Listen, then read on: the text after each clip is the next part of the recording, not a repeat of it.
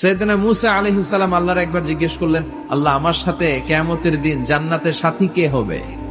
আল্লাহ বললেন, তোমার সাথী হবে একজন কসাই। সাইয়েদনা মূসা আলাইহিস সালাম অবাক হলেন, ঘটনা কি?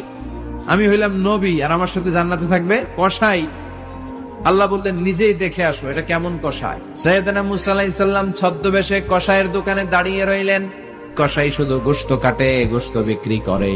দেখলেন স্পেশাল কোনো আমল নাই।